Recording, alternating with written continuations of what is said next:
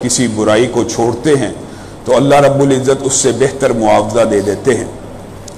ابی ابن کعب قرآن پاک کی تلاوت کثرت سے کیا کرتے تھے۔ کثرت سے تلاوت کرنا اور ذوق و شوق سے تلاوت کرنا، اس حوالے سے انشاءاللہ مفصل گفتگو آپ کے سامنے رکھیں گے۔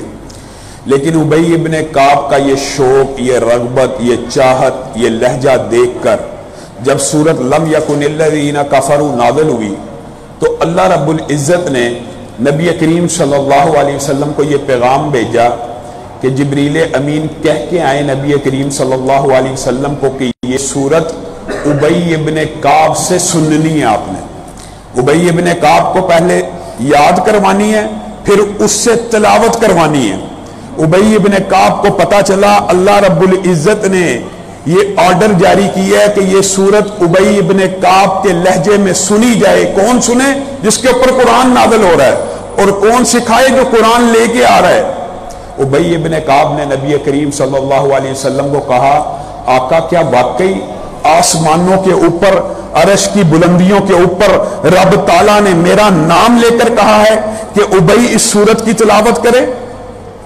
نبی کریم صلی اللہ علیہ وسلم نے ارشاد فرمایا، ہاں اللہ کی قسم عرش کے رب نے آسمان کی بلندیوں سے یہ حکم نازل کیا ہے کہ ابی ابن کعب اس سورت کی تلاوت کرے اور آپ اس سے سنیے۔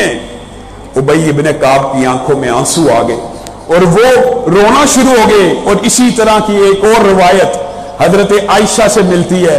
حضرت عائشہ کہتی ہے، میں بچی تھی، مجھے نہیں تھا پتا خوشی کے بھی کوئی آنسو ہوتے ہیں، لیکن مجھے کب پتا چلا جب ابو بکر، اور یقین مانیے حضرت ابو بکر کی سیرت کے حوالے سے آپ کے سامنے مفصل خطبات بھی پڑھائے، لیکن حضرت ابو بکر کی سیرت کا حق ادا نہیں ہو سکتا۔ حضرت ابو بکر کی سیرت کے اندر جو سب سے اہم پہلو ہے جس کی وجہ سے ان کو یہ مقام ملا، وہ کیا تھا کہ حضرت ابو بکر نے نبی کریم صلی اللہ علیہ وسلم کی کوئی بھی بات سنی، اسی وقت منوان عمل کر لیا۔ کوئی ہیل حجت نہیں، کوئی بات نہیں، اسی وقت جیسے نبی کریم نے کوئی بھی کام کہا اس کے اوپر یقین کر لیا۔ آپ کے سامنے وہ ابو جہل کا واقعہ، معراج کا مشہور واقعہ ہے۔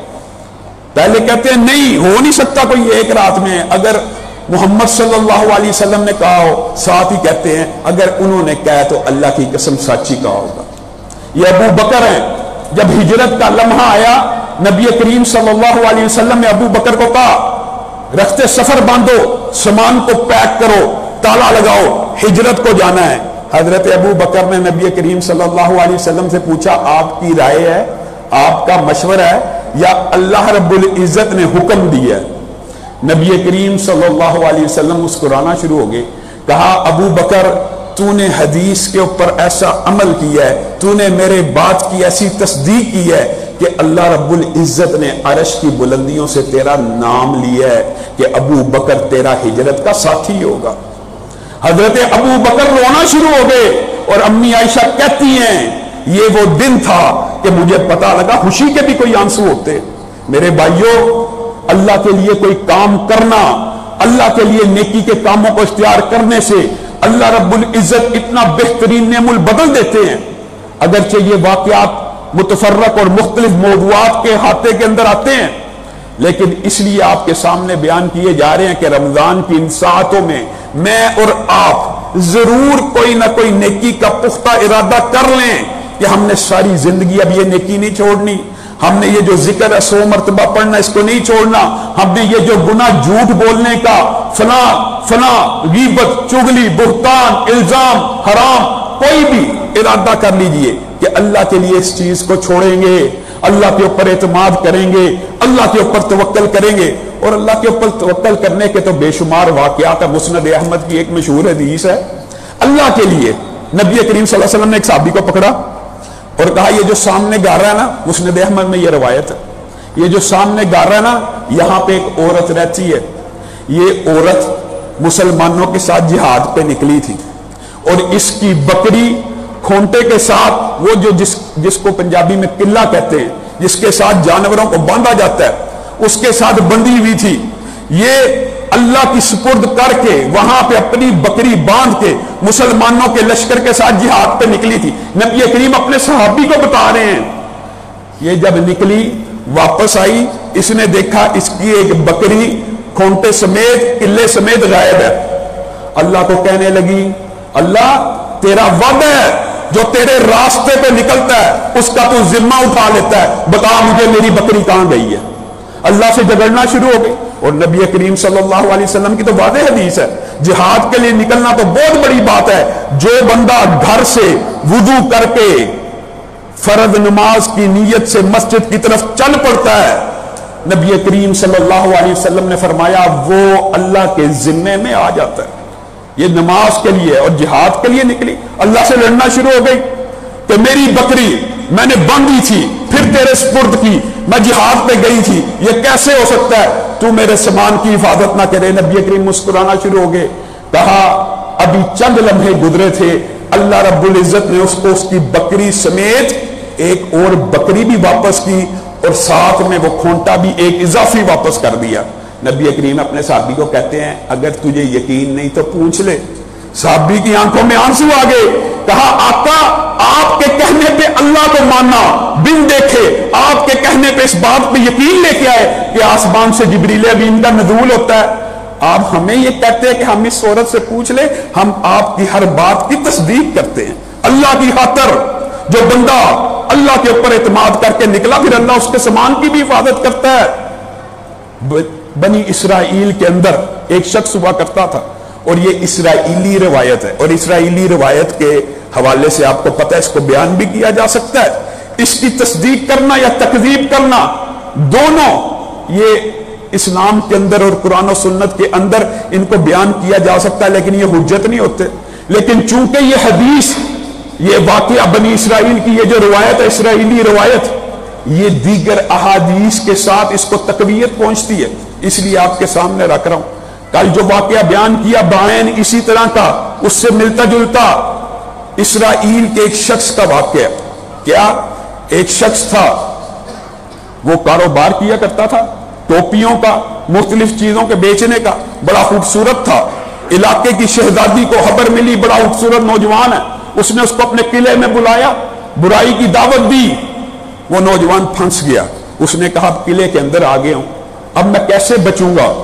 اس نے کہا مجھے موقع دیجیے چند لمحوں کا, میں اللہ رب العزت کے سامنے کچھ عبادت کر لوں. عورت نے کہا کر لے عبادت جو کرنی ہے. چھت پہ چڑھا, دل میں خیال آیا اب ایک ہی رستہ ہے, یا تو قلعے کی دیوار سے چھلانگ مار کے جان دے دوں یا برائی کر لوں. کہا اللہ کا نام لے کے چھلانگ ماروں گا, اگر اللہ نے بچانا ہوا بچا لے گا. اسرائیلی روایت کے مطابق اس نے چھلانگ ماری. اللہ رب العزت نے آسمان سے فرشتے کو حکم دیا, کس طرح جس طرح یوسف کا پاؤں کنویں پہ نہ لگے اسی طرح اس بندے کا پاؤں زمین پہ نہ لگے. فرشتے نے سنبھال کے نیچے رکھ دیا.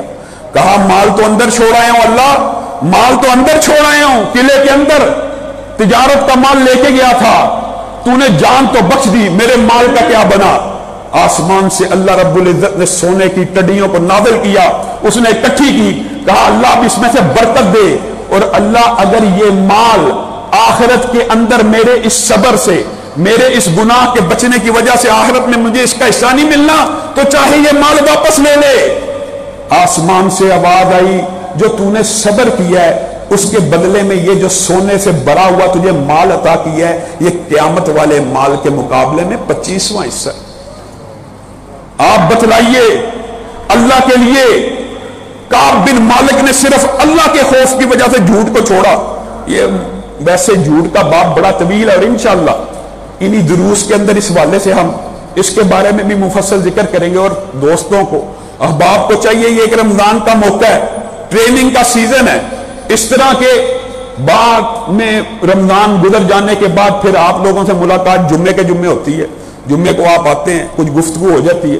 تو رمضان کے اندر آپ کو چاہیے کہ یہاں پہ جتنے پروگرام چل رہے ہیں فہم قرآن کے, دروس کے, فجر کے بعد, عشاء کے بعد, تراویوں کے اندر, آپ ان تمام دروس کے اندر شرکت کیا کریں.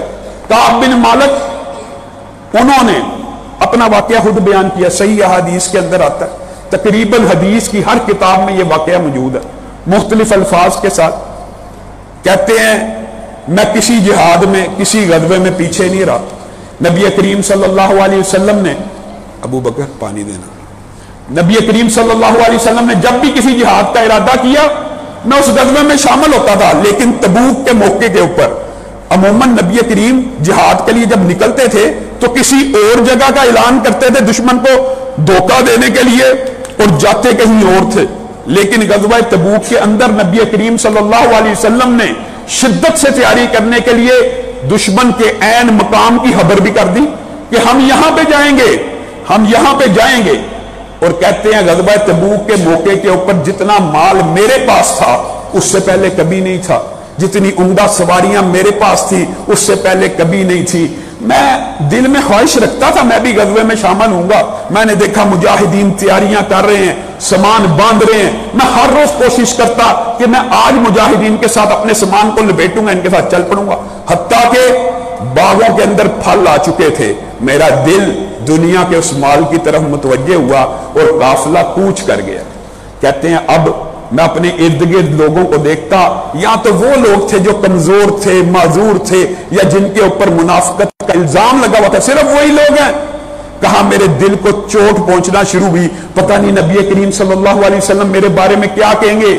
کہا پھر مجھے خبر ملی کہ نبی کریم صلی اللہ علیہ وسلم نے تبوک کے مقام کے اوپر فتح کے بعد پوچھا کعب بن مالک کا کیا ہوا، تو ساتھیوں نے کہا اس کو 2 چادروں نے، 2 باغوں نے جہاد سے روک دیا۔ کہا معاذ بن جبل نے میری صفائی دی کہ ہم نے اس کو نیک پایا ہے، لیکن نبی کریم صلی اللہ علیہ وسلم کے چہرے کا رنگ تبدیل ہو گیا۔ اب مجھے خبر مل گئی کہ قافلہ واپس آ رہا ہے۔ میں ہر روز سوچتا، ساری رات جاگتا، نبی کریم آئیں گے، میں یہ بہانہ لگاؤں گا، نبی کریم آئیں گے، میں یہ بہانہ کروں گا۔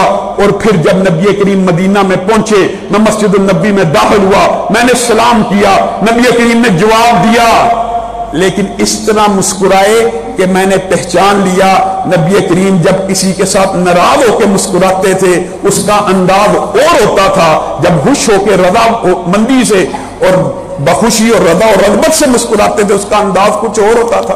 میں سمجھ گیا نبی کریم میرے سے ناراض ہیں۔ میں نے دیکھا لوگ آ کے نبی کریم صلی اللہ علیہ وسلم کے سامنے جھوٹ بیان کر رہے ہیں کہ آقا ہم اس وجہ سے نہیں آئے، اس وجہ سے نہیں آئے۔ نبی کریم ان کے سب کے عذر قبول کر رہے ہیں۔ اچھا تو اس وجہ سے نہیں آیا، اللہ تیرے گناہوں کو معاف کرے۔ اچھا تو اس وجہ سے نہیں آیا، اللہ تیرے گناہوں کو معاف کرے۔ کہتا یہاں تک کہ میری باری آئی، مجھ سے نبی کریم صلی اللہ علیہ وسلم نے پوچھا تو کس لیے نہیں تھا گیا جہاد پہ؟ کہا اللہ کی قسم اتنے دن صرف یہی تیاری کرتا رہا کہ آپ کے سامنے جھوٹ بولوں گا، کوئی عذر پیش کروں گا، آپ میرے لیے مغفرت کی دعا کر دیں گے، میرے گناہ معاف ہو جائیں گے، لیکن آپ کے سامنے سچ بولتا ہوں میرے پاس کوئی عذر ہی نہیں، نہ جانے کا سواری بھی موجود تھی، صحت بھی موجود تھی، پیسہ بھی موجود تھا، مجھے لگتا ہے میرے مال نے مجھے جانے سے روک دیا۔ نبی کریم صلی اللہ علیہ وسلم نے کہا یہ سچ بول رہا ہے، یہ سچ بول رہا ہے، اور اس کے اندر اشارہ کیا تھا؟ باقی جو لوگ ہیں وہ جھوٹ بول کے گئے ہیں۔ کہا اب میں سچ بول کے، نبی کریم نے کہا تو علیحدہ ہو جا، تیرا معاملہ اللہ کی سپرد ہے۔ کہا میں واپس پلٹا، میرے قبیلے کے لوگوں نے مجھے تانا دیا، جھوٹ بول لیتا، باقی لوگوں نے بھی جھوٹ بولا، نبی کریم نے ان کے لیے دعائے مغفرت کی، یہ دعائے مغفرت کافی ہو جاتی، نبی جس کے لیے مغفرت کی دعا کر دیں۔ کہتے میرے دل میں پھر خیال آیا جا کے جھوٹ بولوں، لیکن مجھے پتا چلا حلال بن امیہ اور حضرت مرارہ ایسے ہیں کہ ان دو نے بھی نبی کریم کے ساتھ سچ بولا ہے اور کہا ہمارے پاس کوئی عذر ہی نہیں۔ کہتے میرے دل کو تقویت پہنچی کہ میں اکیلا نہیں ہوں سچ بولنے والا، ہم 3 جتنے ہیں۔ کہا پھر زمین اور آسمان، بستی اور میدان، رشتہ دار اور خاندان، سب کے سب ہمارے اوپر ایسے تنگ کر دیے گئے کہ نبی کریم صلی اللہ علیہ وسلم نے ارشاد فرمایا ان تینوں کے ساتھ نہ کوئی گفتگو کرے نہ کوئی کلام کرے۔ 40 دن گزر گئے، 40ویں دن نبی کریم کا قاصد آیا، اپنی بیوی سے علیحدہ ہو جاؤ۔ کہا طلاق دے دوں؟ کہا نہیں، طلاق دینے کا اللہ نے ابھی حکم نہیں نازل کیا، لیکن تو نے اس کے ساتھ تعلق کو استوار نہیں کرنا۔ کہتے ہیں 40 دن اتنی اذیت اور کوفت کے ساتھ گزرے۔ ایک دن بے چین ہو کے، بیزار ہو کے، میں نوجوان تھا، صحابہ کو سلام کہتا، کوئی میرے سلام کا جواب نہ دیتا، میں اس کو گلے لگانے لگتا، وہ میرے سے پیچھے ہٹ جاتے۔ ابو قتادہ کے باغ میں چھلانگ ماری، کہا میرا چچا زاد ہے، سچ بتا میں ایمان والا ہوں کہ نہیں؟ ابو قتادہ نے کہا مجھے کیا پتا، اللہ جانتا ہے یا اس کا رسول جانتا ہے۔ کہتا دل کو چوٹ لگی، 10 دن روتا رہا، اللہ کے سامنے آنسوؤں کو بہاتا رہا. 50ویں دن ایک قاصد دوڑ کے آیا, دوڑتے ہوئے کہہ رہا ہے کعب بن مالک, اللہ رب العزت نے تیری توبہ کو قبول کر لیا. کہا مجھے صرف یہ آواز کا آنا تھا, میں نے اپنے کرتے کو, اپنے مال کو اس کے سپرد کیا اور میں خوش تھا شاید نبی کریم صلی اللہ علیہ وسلم نے میرے حق میں پروانہ توبہ کا جاری کر دیا ہے. کہا میں مسجد النبوی میں پہنچا, آج نبی کریم اس طرح مسکرا رہے تھے جب کسی سے خوش ہو کے مسکراتے ہیں. کہا کعب آج تیری زندگی کا سب سے مبارک دن ہے جس دن سے تو پیدا ہوا. کہا آقا آپ کو اللہ نے کہا ہے کہ میری توبہ قبول ہے یا اللہ نے آپ کے اوپر کوئی وحی نازل کی ہے؟ نبی کریم صلی اللہ علیہ وسلم نے ارشاد فرمایا بلکہ تم تینوں کا نام سورۃ توبہ میں نازل کر دیا گیا ہے. وَعَلَى الثَّلَاثَةِ الَّذِينَ خُلِّفُوا, یہ 3 لوگ باقیوں کی اللہ نے بھی توبہ قبول کی اور ان 3 لوگوں کی اللہ رب العزت نے توبہ کو اس طرح قبول کیا قرآن کا ایک قاری بھی قیامت تک اس سورت کو پڑھتا رہے گا, ان تینوں کا نام زندہ رہے گا. کس لیے؟ صرف ایک سچ بولنے کی خاطر قرآن کے اندر ہمیشہ کے لیے کعب بن مالک کا نام محفوظ کر دیا. ہم بات بات پہ جھوٹ بولتے ہیں, ہم بات بات پہ جھوٹ بولتے ہیں. انشاءاللہ جھوٹ کے اس باب کے حوالے سے آپ کے سامنے مفصل گفتگو کریں گے. اسی طرح مال دولت حرام کی حرص, ہمارے اندر غصب کی حرص اس قدر زیادہ ہے کہ ہم چاہتے ہیں کہ سارا مال ہم ہی کا مال ہے. قاضی ابو بکر ابن عبد الباقی کا مشہور واقعہ ہے, کہتے ہیں میں مکہ کے اندر تھا, میں بھوک میں تھا, میں پریشان تھا, میں بے چین تھا, میں مجبور تھا. لوگوں یہاں پہ اتنے زیادہ عذر ہونے کے باوجود یہ ایسے اللہ والے لوگ تھے, یہ حرام کے قریب نہیں تھے جاتے. اور ہمارے یہاں پہ کیا حالت ہے, چھوٹا سا عذر بھی ہونا یہ اب مجبوری ہے, بینک اکاؤنٹ, اب سود کے بغیر کام ہی نہیں چل سکتا, اب مجبوری بن گئی ہے. قاضی ابو بکر ابن عبد الباقی بیان کرتے ہیں حالات اتنے تنگ تھے, بھوک اس قدر زیادہ تھی کہ ایسے لگتا تھا کہ ابھی گرا کے گرا. مجھے مکہ کے اندر چلتے ہوئے ایک ریشمی بیگ نظر آیا, ایک ریشمی بیگ نظر آیا. میں نے اس کو اٹھایا, گرا پڑا تھا, اٹھانے میں حرج بھی کوئی نہیں. اٹھا کے میں گھر لے کے آیا, کھولا, موتیوں کا, قیمتی موتیوں کا ایک ہار ہے. کہا دل میں طمع پیدا ہوئی, حرص پیدا ہوئی, لالچ پیدا ہوئی, بھوک تھا, حالات کمزور تھے, سوچا بیچ آؤں. کہتا باہر نکلا اس نیت میں, اس گو مگو کی کفیت میں. ایک بزرگ آدمی وعدے دے رہا میرا اس طرح کا ریشمی بیگ گم ہو گیا ہے, جو مجھے دے گا میں اس کو 500 دینار عنایت کروں گا. کہا اب دل میں یہ خیال آیا بغیر چوری کے, بغیر غصب کے 500 دینار بھی مل رہے ہیں تو اس کو بیگ دیتا ہوں, 500 دینار لے لیتا ہوں. کہا بیگ واپس کیا, نشانیاں انہوں نے بتلائیں, وہی بیگ تھا.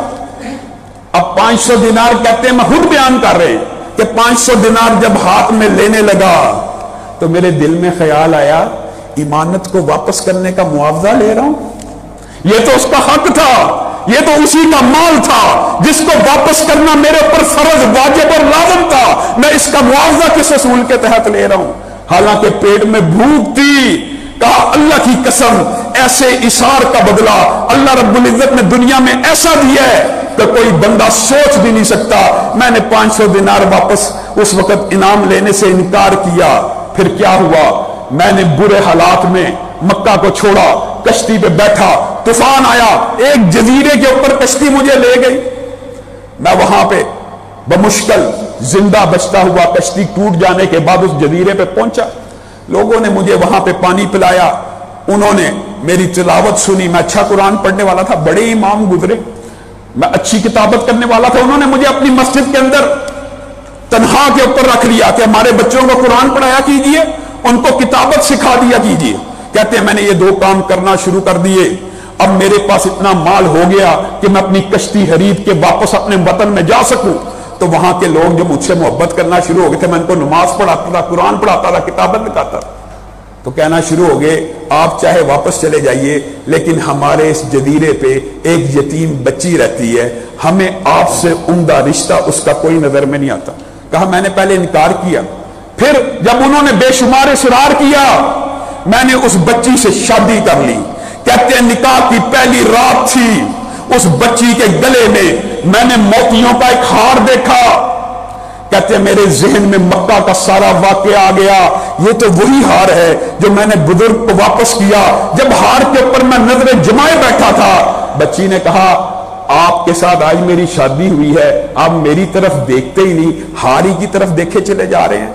کہتے ہیں میں نے اس کو سارا واقعہ بتایا.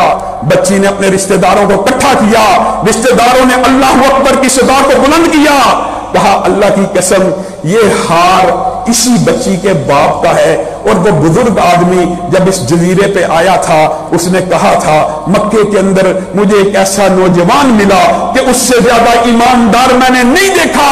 مجھے نہیں پتا میری زندگی میں وہ کبھی آئے گا کہ نہیں. میں اپنے رب سے دعا کرتا ہوں اللہ میری بیٹی کی شادی اسی سے کرواتے. ابو بکر ابن عبد الباقی کہتے ہیں وہ بچی کے ساتھ اس باپ کی دعا سے میری شادی ہوئی اور میرا اثار صرف 500 دینار کا تھا. یہ ہار واپس میرے ہی پاس آیا اور میں نے یہ اکیلا ہار 1,20,000 دینار میں بیچ دیا. بتائیے اللہ کے لیے کوئی کام کرو گے اللہ کی قسم اللہ اس کو ضائع نہیں کرے گا. اللہ رب العزت جو کہا گیا جو سنا گیا اس کے اوپر عمل پیرا ہونے کی توفیق عنایت فرمائے.